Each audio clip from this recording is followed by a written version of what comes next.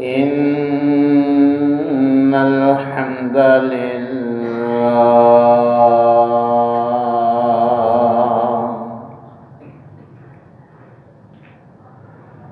نحمده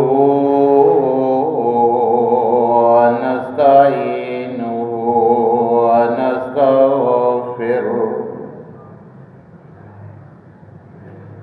ونعوذ بالله من شرور أنفسنا ومن سيئات أعمالنا من يهده الله فلا مضل له ومن يضلل فلا هادي له وأشهد أن لا إله إلا الله وحده لا شريك له وأشهد أن محمدًا عبده ورسوله أما بعد فإن خير الحديث كتاب الله وخير الهدي هدي محمد صلى الله عليه وسلم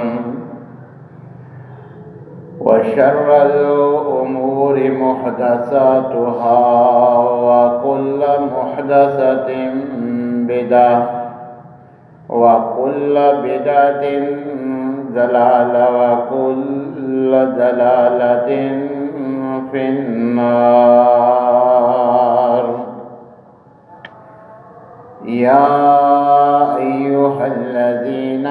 آمنوا اتقوا الله حق تقاته ولا تموتن إلا وأنتم مسلمون. يا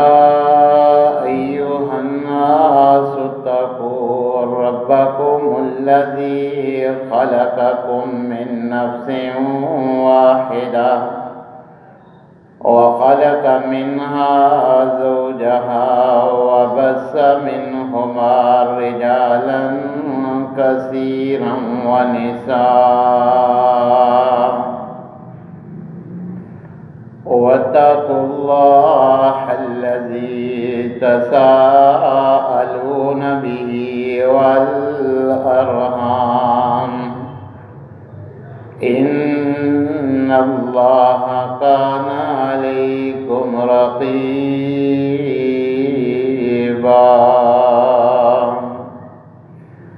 يا أيها الذين آمنوا اتقوا الله وقولوا قولا سديدا يصلح لكم أعمالكم ويغفر لكم ذنوبكم ومن يطع الله ورسوله فقد فاز فوزا عظيما. أما بعد فأعوذ بالله السميع العليم من الشيطان الرجيم من حمزه ونفخه ونفسه. بسم الله الرحمن الرحيم.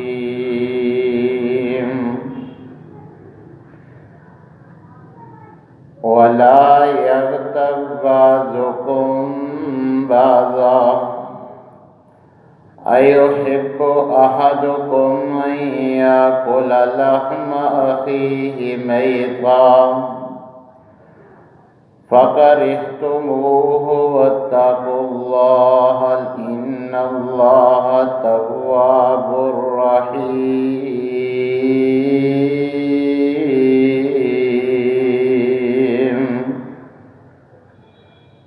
وقال النبي صلى الله عليه وسلم لو أمرت أحد أن يسجد لأحد لأمرت المرأة أن تسجد لزوجها. وقال النبي صلى الله عليه وسلم لا يدخل الجنة من كان في قلبه مثقال ذرة من کبر۔ تمام قسم کی تعریفات مالک العلام ذوالجلال والاکرام وحدہ لا شریک، مالک کائنات اور خالق ارض و سما کے لیے لاکھوں کروڑوں درود و سلام اس ہستی اقدس و مقدس کے اوپر جن کا نام نامی اسم گرامی جناب محمد الرسول اللہ صلی اللہ علیہ وآلہ وسلم ہے۔ سامعین محترم، گزشتہ خطبہ جمعۃ المبارک کے اندر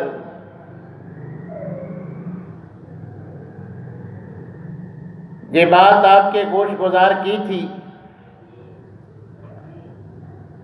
کہ معاشرہ میں بڑھتی ہوئی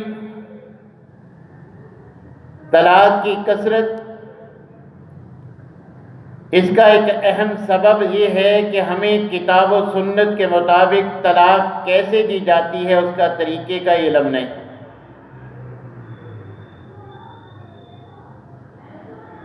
شریعت سے لا علمی کی بنا پر ہم معمولی سی بات پہ اپنے ہاتھوں اپنا گھر برباد کر لیتے ہیں۔ اگر ہم شریعت کے مطابق میاں بیوی کی اصلاح کی کوشش کریں گے تو بہت سارے گھرانے اجڑنے سے بچ جائیں گے۔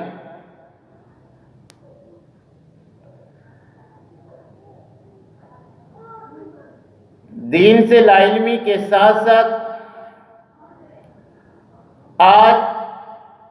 ہمارے معاشرہ میں جس وجہ سے گھر اجڑتے ہیں وہ تمام ایسے عوامل ہیں جن کو اللہ جل شانہ نے حرام قرار دیا ہے۔ آج ہمارے معاشرہ میں جتنی بھی طلاق کی وجوہات ہیں ان تمام وجوہ کے سد باب کے لیے اللہ تبارک و تعالیٰ نے ان تمام باتوں سے ہی ہر مرد و عورت کو منع فرما دیا، مگر اس کے باوجود کہ اولاد مسلمان گھرانے میں پیدا ہوئی، مگر ہم ساری تگ و دو ساری محنت جہیز اکٹھا کرنے بنانے میں لگا دیتے ہیں۔ جن چیزوں سے گھر بستا ہے ان کی طرف ہماری توجہ ہی نہیں جاتی۔ تو جب یہ ساری غیر شرعی عادات لڑکے اور لڑکیاں اپنا لیتے ہیں تو یہی بڑے ہو کر سبب بنتا ہے گھر اجڑنے کا۔ آج کثرت طلاق کی جو وجوہات ہیں ان میں سر فہرست بد زبانی، بدگمانی، من مانی اور شوہر کی نافرمانی ہے۔ اور اسی طرح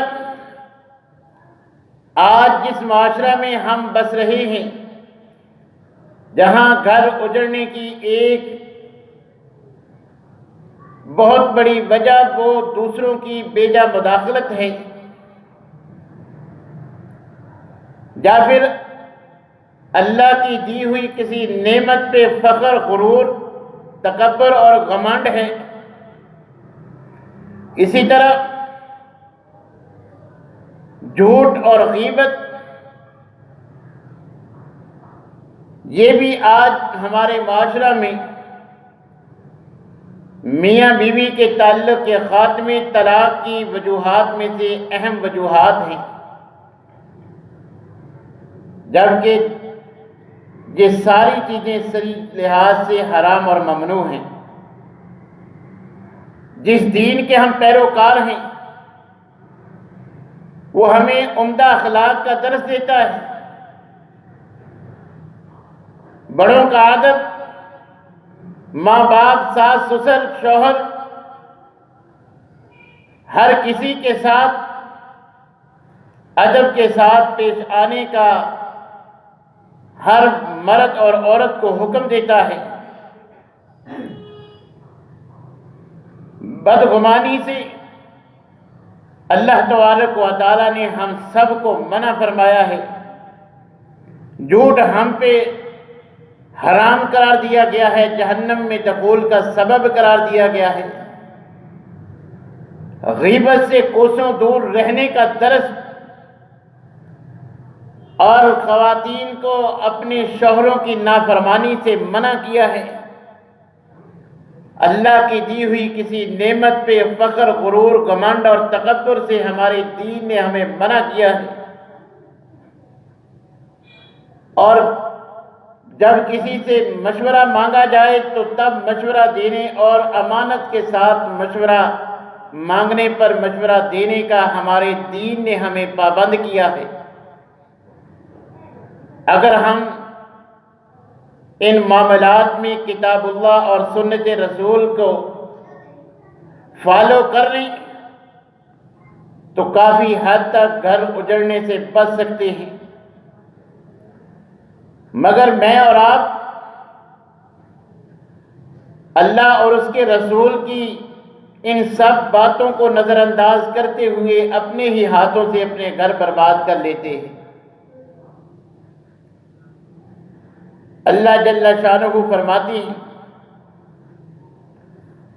وَلَا يَغْتَبْ بَعْضُكُمْ بَعْضًا، تمہیں اجازت نہیں کہ کسی کی پگڑی اچھالو، کسی کو کسی کی نظر میں گرانے کی کوشش کرو،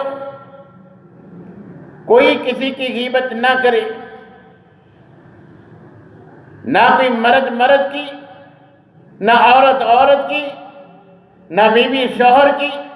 نہ شوہر بیوی کی۔ لا یغتب بعضکم بعضا، کوئی کسی کی غیبت نہ کرے۔ اور جان لیجئے غیبت ہوتی کیا ہے۔ آقا علیہ الصلوۃ والسلام صحابہ سے پوچھتے ہیں اتدرون ما الغیبہ، میرے صحابہ جانتے ہو غیبت کیا ہے؟ قالوا اللہ ورسولہ عالم، صحابہ جواب دیتے ہیں کہ اللہ اور اس کا رسول ہی زیادہ جانتے ہیں۔ تو نبی کریم علیہ الصلوۃ والسلام نے فرمایا ذکرک اخاک بما یکرہ، غیبت یہ ہے کہ تو اپنے بھائی کی ایسی بات لوگوں کے سامنے بیان کرے جسے وہ ناپسند کرتا ہے۔ وہ نہیں چاہتا کہ میری یہ عادت، میرا یہ وصف، میری یہ بات لوگوں میں عام کی جائے، اسے پسند نہیں، پھر بھی تم وہ باتیں لوگوں میں بیان کرو، یہی غیبت ہے۔ صحابی سوال کرتے ہیں افرائیت ان کان فی اخی ما اقول، اے اللہ کے رسول اس بارے میں بھی فرما دیجئے کہ جو میں بات کہوں وہ اس میں پائی بھی جاتی ہو۔ تو نبی کریم علیہ الصلوۃ والسلام نے فرمایا ان کان فی اخی ما تقول فقد اغتبتہ، اگر وہ عیب، وہ بات اس میں موجود بھی ہے، پھر وہ بات ایسی ہے جس سے اس کی حد کی عزت ہوتی ہے، وہ پسند نہیں کرتا کہ دوسروں میں وہ بات اچھالی جائے، دوسروں تک اس کا علم پہنچے، ایسی بات ہی تو دوسروں کے سامنے اس کی بیان کر دینا اس کی غیبت ہے۔ اور یاد رکھو وَإِن لَمْ يَكُنْ فِي، اگر وہ اس میں پائی نہیں جاتی جھوٹ ہے، فقط بہتہ ہو، پھر تو یہ اس پہ بہتان ہے۔ لہذا پتہ چلا کہ کسی میں کوئی ایسا وصف، ایسی بری عادت موجود ہے کہ جس سے اس کی عزت پہ حرف آتا ہے، دوسروں کی نظر میں اس کا مقام کم ہو جاتا ہے، کوئی نہیں چاہتا کہ لوگوں کو اس کا علم ہو، وہ لوگوں کو بتلانا یہ غیبت ہے۔ اور اگر اپنی طرف سے بنا کے کسی کو نیچا دکھانے کے لیے، کسی کی جو اس میں موجود بھی نہیں، اسے بدنام کرنے کے لیے دوسروں میں بیان کرنا، پھیلا دینا، یہ بہتان تراشی ہے، جس کی الگ جو ہے وہ حرمت بھی موجود ہے، سزا کا تعین بھی موجود ہے۔ تو اللہ تبارک و تعالیٰ فرماتے ہیں وَلَا يَغْتَبْ بَعْضُكُمْ بَعْضًا، عیوب سے مبرہ، عیوب سے پاک، بے عیب ذات وہ صرف اللہ کی ہے، اللہ کے علاوہ ہر کسی میں عیوب موجود ہے، مگر اللہ فرماتے ہیں کہ جیسے تمہیں اپنی عزت پیاری ہے، دوسروں کی عزت کا بھی خیال کرو، کوئی ایسی بات جس سے دوسرے کی عزت پہ حرف آتا ہو وہ لوگوں کے سامنے اس کی بیان نہ کرو۔ اور یہ معمولی بات نہیں،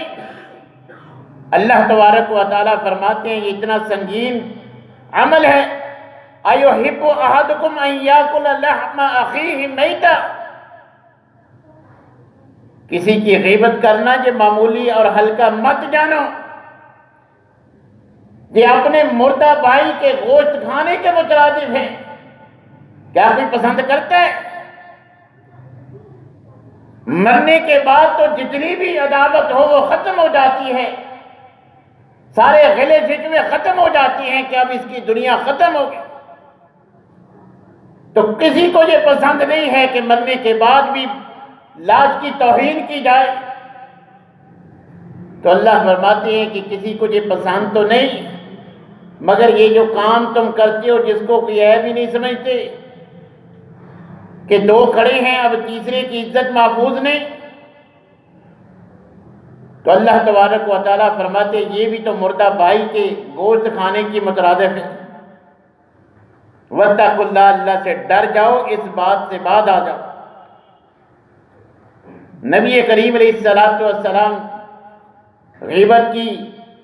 سنگینی بیان کرتے ہوئے فرماتے ہیں الغیبۃ اشد من الزنا، زنا سے بھی زیادہ سخت ہے، زنا سے بھی زیادہ بڑا جرم ہے غیبت کرنا، کسی کی موجودہ بات کو لوگوں میں اس کی تشہیر کرنا۔ صحابی پوچھتے ہیں کہ اللہ کے رسول کہاں اللہ کی حد کو پامال کرنا، زنا کرنا؟ فرمایا انسان سے زنا ہوتا ہے، اللہ سے معافی مانگ لیتا ہے، حقوق اللہ سے تعلق ہے، اللہ معاف فرما دیتے ہیں۔ جس کی غیبت کی گئی ہے جب تک معافی مانگی نہ جائے، وہ معاف کر نہ دے، اس وقت تک یہ گناہ معاف نہیں ہوتا۔ نہ مردوں کو اجازت ہے نہ عورتوں کو اجازت ہے، مگر بدقسمتی سے آج مردوں عورتوں سب میں یہ موجود ہے جس کی وجہ سے گزرتی۔ بدگمانی کے بارے میں نبی کریم علیہ السلام نے فرمایا ایاکم والظن فإن الظن اکذب الحدیث، برے گمان سے بچ جاؤ کیونکہ عمومی طور پہ یہ گمان جھوٹ سے تعلق رکھتا ہے، اچھا گمان بھی کر سکتے ہو۔ آج موبائل کا دور ہے، صرف اسی بدگمانی کی وجہ سے کسی کے کریکٹر پہ بات کی جاتی ہے، حتیٰ کہ جو ہے وہ معاملہ طلاق تک جا پہنچتا ہے کہ جس کا فون آیا، جس سے بات کی گئی، وہ غیر محرم تھا، محرم نہیں تھا۔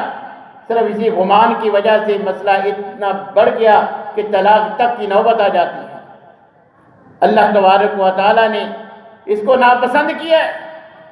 نبی کریم علیہ الصلوۃ والسلام نے بھی اچھے گمان کا درس دیا ہے، بدگمانی سے بچنے کی تلقین کی ہے، اور اس کو جھوٹ ہی قرار دیا ہے کہ گمان اچھا بھی تو ہو سکتا ہے، تو پھر شیطان کے پیچھے لگ کے بدگمانی کیوں کرتے ہو؟ کہیں نبی کریم علیہ الصلوۃ والسلام نے فرمایا کفا بالمرء کذبا ان یحدث بکل ما سمع۔ آج گھر اجڑنے کا ایک مین سبب سنی سنائی بات بغیر تحقیق کے، دوسرے کی بات سن کے بلا تحقیق ویسے اس کو درست مان کے فیصلہ کر لینا، پھر بعد میں ساری زندگی کا پچھتاوے کے سوا کچھ ہاتھ نہیں آتا۔ نبی صلی اللہ علیہ وسلم نے فرمایا جھوٹے انسان کے لیے یہی عمل کافی ہے کہ وہ سنی سنائی بات پہ بلا تحقیق عمل کر گزرتا ہے۔ آج ہمارے گھر اجڑنے کا معاشرے میں اہم ترین سبب یہ ہے، جب ماں کان بھر دیتی ہے، جب بہن کوئی ایسی بات کہہ دیتی ہے بھابھی کے بارے میں، ہم بلا تحقیق بلا پوچھ گچھ بغیر تحقیق کیے اس کی جو ہے وہ جڑ تک مسئلے کی پہنچے ہوئے ہم ویسے ہی گمان کر کے جو ہے وہ سختی کرتے ہیں، تو مسئلہ طلاق کی صورت میں، رشتے کے خاتمے کی صورت میں سامنے آتا ہے۔ اسی طرح جھوٹ بیوی کی طرف سے بولا جائے، شوہر کی طرف سے بولا جائے، وہ سدا چھپا نہیں رہتا ہے، جب واضح ہو جاتا ہے، جب سچ سامنے آ جاتا ہے، رشتے کے خاتمے کی صورت میں، طلاق کی صورت میں جو ہے وہ معاملہ بھگتنا پڑتا ہے۔ جھوٹ کو شریعت نے حرام قرار دیا ہے، دخول جہنم کا سبب قرار دیا ہے۔ اسی طرح کثرت طلاق کی ایک اہم وجہ بیویوں کی منمانی اور شوہر کی نافرمانی بھی ہے، حالانکہ شرعی لحاظ سے عورت کو شوہر کی اطاعت کا پابند قرار دیا گیا ہے۔ نبی کریم علیہ الصلوۃ والسلام نے فرمایا لو امرت احدا ان یسجد لاحد، اگر شریعت میں کسی انسان کو، کسی بشر کو سجدہ جائز ہوتا، مجھے اختیار ہوتا، میں کسی کو اختیار دیتا، تو میں لامرت المرأة ان تسجد لزوجها، میں محمد صلی اللہ علیہ وسلم بیوی کو حکم دیتا کہ وہ شوہر کو سجدہ کرے۔ مگر آج شوہر سے بدتمیزی، شوہر کی نافرمانی، اس کی بات کو سنی انسنی کر دینا، اس کو معمولی سمجھا جاتا ہے، کوئی گناہ ہی نہیں سمجھا جاتا، حالانکہ نبی کریم علیہ الصلوۃ والسلام نے فرمایا یا معاشر النساء، اے عورتوں کی جماعت، اگر تم یہ جان لو کہ تمہارے خامدوں کا، تمہارے شوہروں کا تمہارے اوپر کس قدر حق ہے، لجعلت المرأة منکن تمسح الغبار من قدم زوجها بخدودها، کس انداز میں تم نے شوہر سے پیش آنا ہے،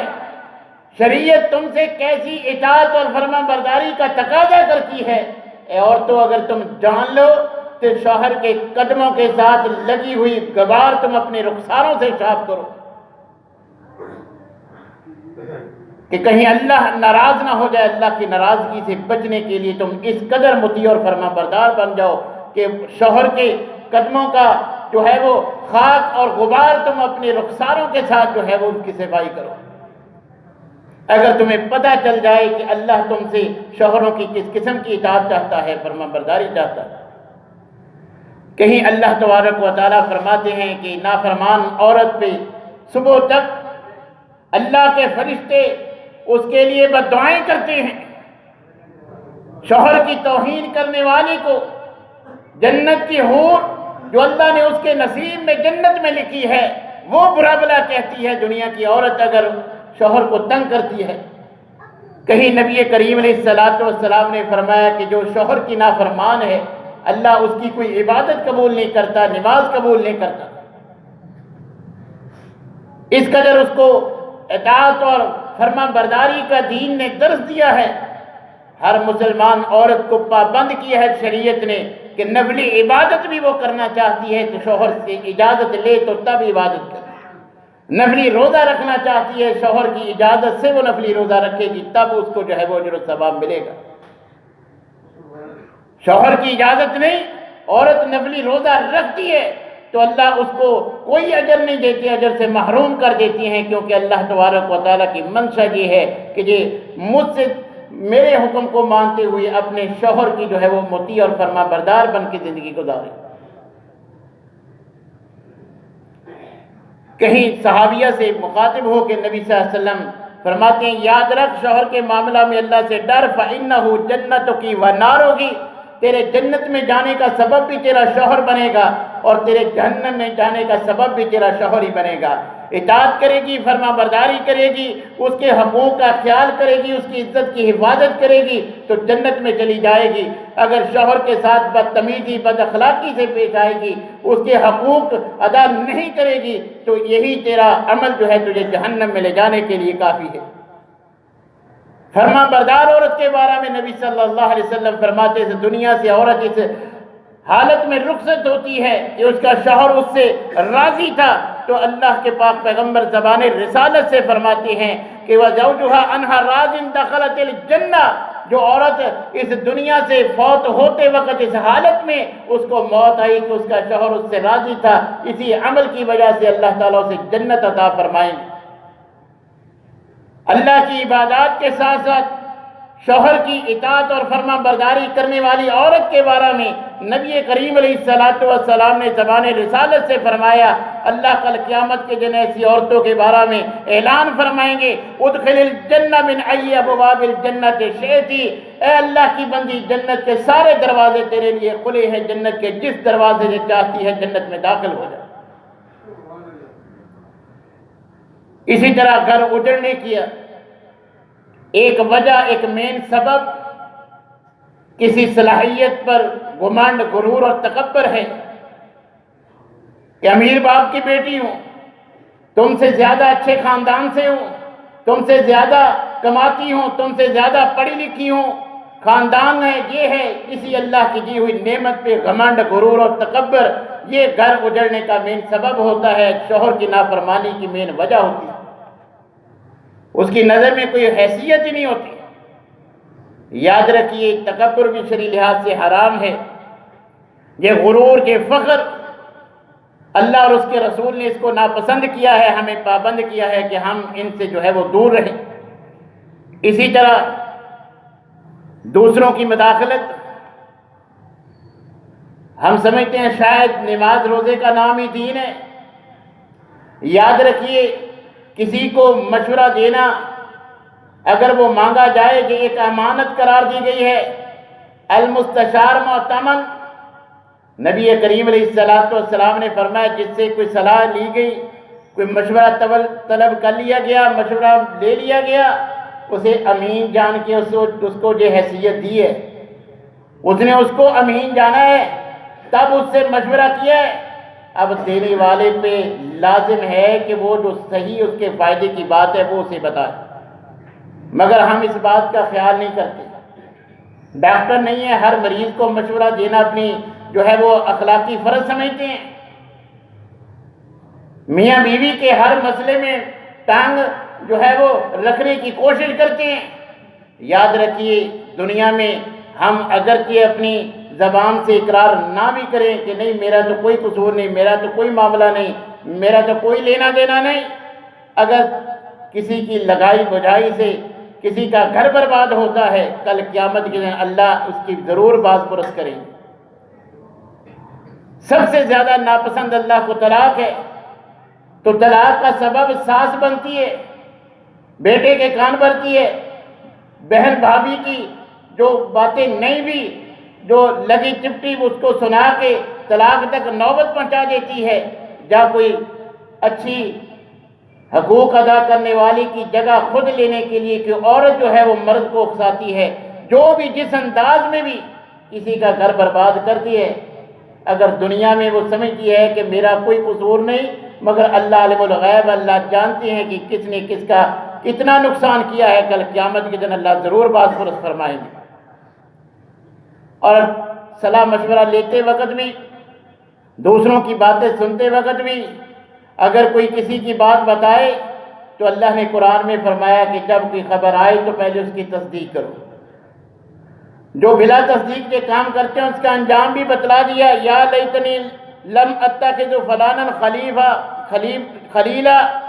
سورہ فرقان میں اللہ فرماتے ہیں کہ یہ سنی سنائی اسی پہ فیصلہ کرنے والے کل قیامت کے دن یہ پچھتاوے کے سوا ان کے پاس کچھ نہیں ہوگا، پھر کہیں گے کہ کاش اس کو دوستی نہ بناتے، اس سے جو ہے وہ یاری نہ لگاتے، اسی نے جو ساری باتیں سارے مجھے بتائی تھی، اسی کا مشورہ تھا، اسی نے ذہن سازی کی تھی، کاش ایسے کو میں جو ہے وہ اپنا ہم پیالہ ہم نوالا ہی نہ بناتا، کہ میرا گھر برباد اسی نے کیا، میرا یہ سارا دنیاوی نقصان اسی نے کیا، کاش اس کو میں جو ہے وہ دوست نہ بناتا، اس کی باتوں میں نہ آتا۔ تو آج جو کثرت طلاق کی یہ جو وجوہات ہیں، ان میں ایک وجہ بھی ایسی نہیں ہے جو شریعت نے جائز رکھی ہو۔ اگر ہر مرد عورت شریعت کی ان باتوں کو فالو کر لیں، ان تمام معاملات کو طلاق دینے کا انداز صحیح اپنائیں، اسی طرح جتنی بھی یہ اخلاقی عادات ہم میں پائی جاتی ہیں، نبی کریم علیہ السلام اپنی بعثت کا مقصد یہ بتلاتے ہیں، بعثت لأتمم مکارم الاخلاق، مجھے بھیجا اس لیے نہیں کہ 12 ربیع الاول کو جشن مناؤ، میں تو تمہیں غیبت سے، چغلی سے، جھوٹ سے، بد زبانی سے، بد اخلاقی سے روکنے کے لیے آیا ہوں، میرے آمد کا تو یہ مقصد ہے، میں نے ان کاموں سے تمہیں جو ہے وہ باخبر کرنا ہے، روکنا ہے، جن سے ہم رکنے کے لیے تیار نہیں۔ تو یہ جتنے کام ہیں شرعی لحاظ سے سب حرام ہے، جھوٹ بولنا حرام ہے، غیبت حرام ہے، چغلی حرام ہے، بدگمانی حرام ہے، شوہر کی نافرمانی حرام ہے، غرور، گھمنڈ، تکبر حرام ہے، یہ سارے کام حرام ہیں، کرنے والا حرام کرتا ہے، جس کا گھر اجڑتا ہے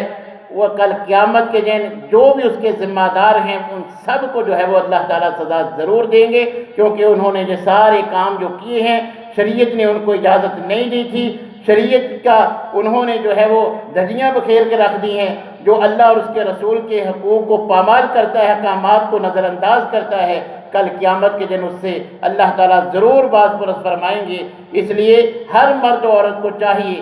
کہ طلاق سے پہلے معاملہ، جو طلاق کے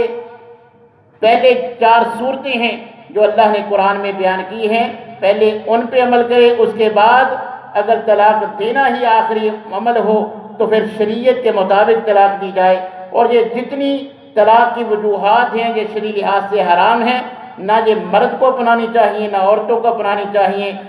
شروع سے ہی جس طرح ہم بچی کے پیدا ہوتے ہی اس کے جہیز کی فکر میں ماں باپ لگ جاتے ہیں، ہمیں ان باتوں کی فکر کرنی چاہیے کہ بیٹی کا گھر بسانا ہے، اسے جھوٹ کی عادت نہ ہو،